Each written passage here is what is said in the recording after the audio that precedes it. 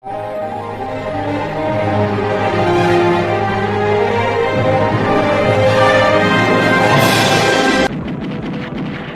niya ang pangarap ko sa buhay. Si Cesar Montano. Mas matigas. Mas malakas. Wala nang mas itindi pa. Tingnan!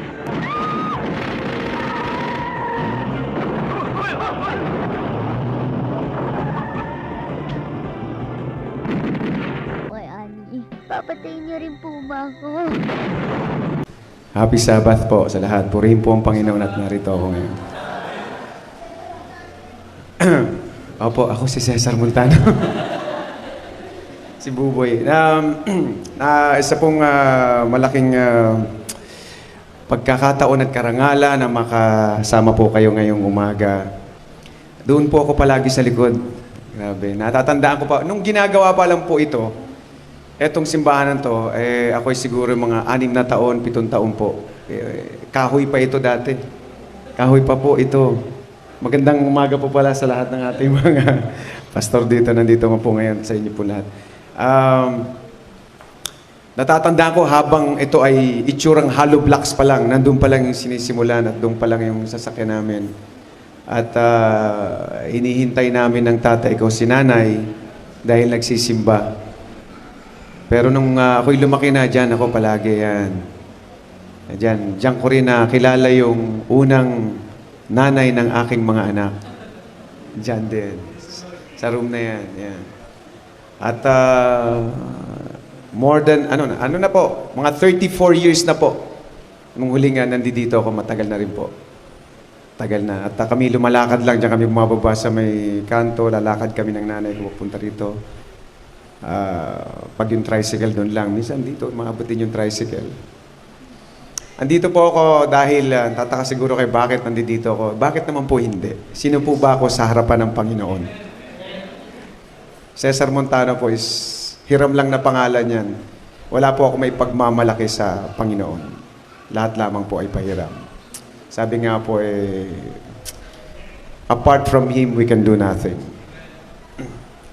Sabi rin po sa 1 Corinthians, neither he who plants is anything, nor he who waters, but it is God who gives the increase.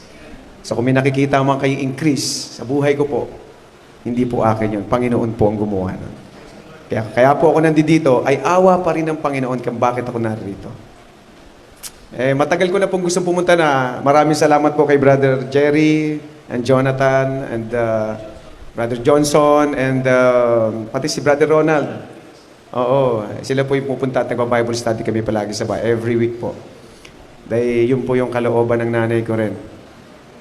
Baka pagalitan po ako pag wala. Nasabi ko pa, nagkwentuhan kami, sabi ko, pwede ba tayong bumalik doon sa Santa Ana? Kasi namimiss ko na yung itsura nun. Ano ba itsura nun? Sino na ba ngayon nandoon? Kasi po dito, yung choir dito po, nung maliit po ako, idol ko po lahat sila. Napakagaling po ng choir dito. Di po ba? Yung sila. Pag kumanta na po sila, nakatulala na po ako sa kanila. Galing ng choir na to. Yun po yung unang-unang choir na nakilala ko sa buhay ko. Na kapag nakikita ko sila, natatandaan ko yung mga mukha lang nila. Siyempre, maliit pa ako. Ngayon po, ano na sila, natutuwa naman sila kapag nagpapakilala ako sa ako pa lumalapit kapag nakikita ko sila sa ibang lugar.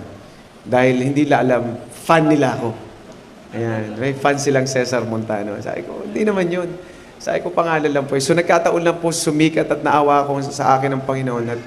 At wala naman pong aksidente. Ang pangalan po na yan ay hindi po ginawang malaki ng Panginoon yan para lang po ay pagyabang ko.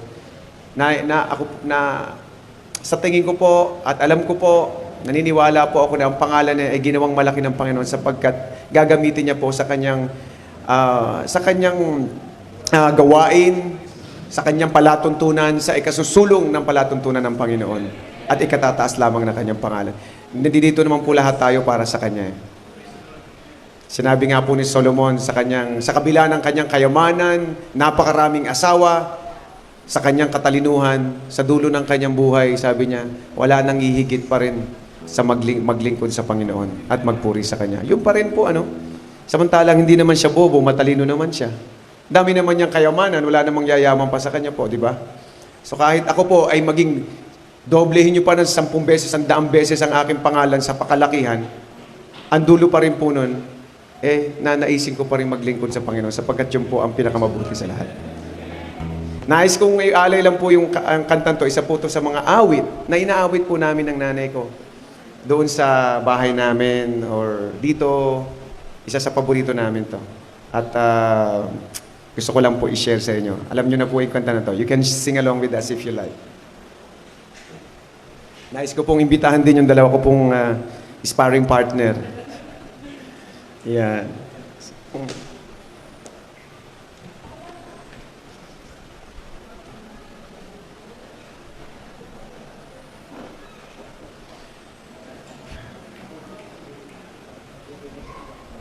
Opo.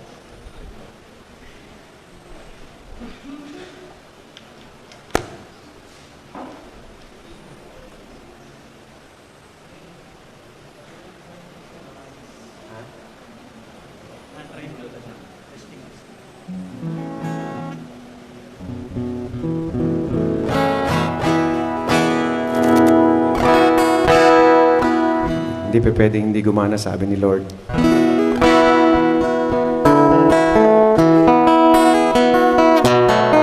Pagpasensyahan nyo na po, galing pa ho ako ng Bohol at nag-medical mission kami, nag-feeding po kami under my own foundation, Panaghoy Children Foundation. Marami pa pong mga naghihirap na mga kapatid po natin doon, kababayan natin sa Bohol, na hindi po alam ng ibang tao. So pinuntahan po namin yung mga sulok na lugar po sa Bohol na kawawa yung mga tao, yung mga nabagsakan po ng malalaking bato, mas malalaki pa sa kotse yung bato na bumagsak sa bahay at sinuyod, yung isa po sa pinuntahan namin doon. At naubos po ang buong pamilya, mga ganong pinupuntahan namin. And yung mga, sa community na yun, yung sa pinuntahan po namin, ang pangalan ng lugar po Barangay Bonifacio, Bilar, Bohol. Yung mga buong community, brother, umalis na doon, ayaw na doon. So lumikas na sila. Parang ghost town na yung lugar. Nakakaawa po sila, nakatira na lang sila sa tent ngayon. So yun po yung pinuntahan namin, nag-feeding kami sa mga bata. Tapos, nakakatuwa, nagkantahan kami ng mga bata. Tinuro ko sa kanila yung Standing on the promises of God, my King. Tuwan-tuwa kumanta po, buong klase po, kumanta naman sila. Nakakatuwa. Ito po para sa inyo. Sansyahan nyo na po ang boses ni Buboy.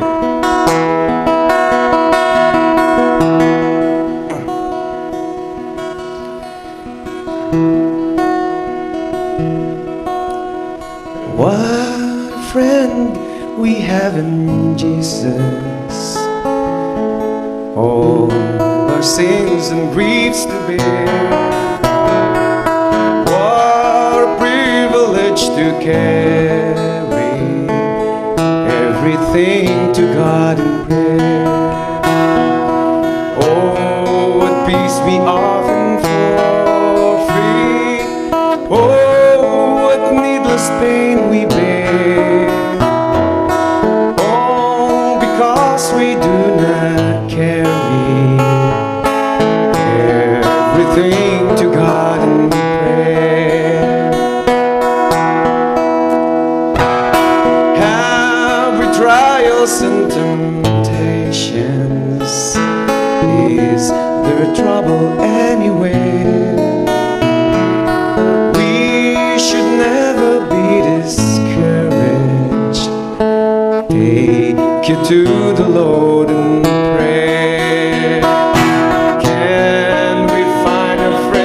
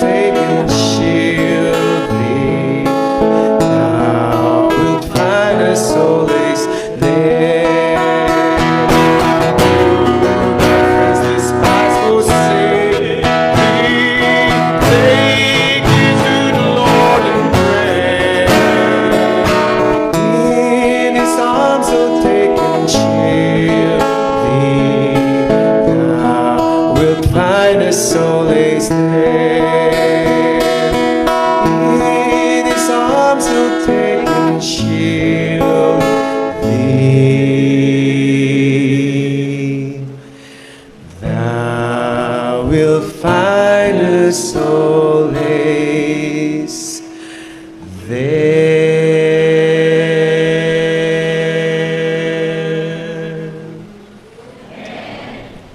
Amen.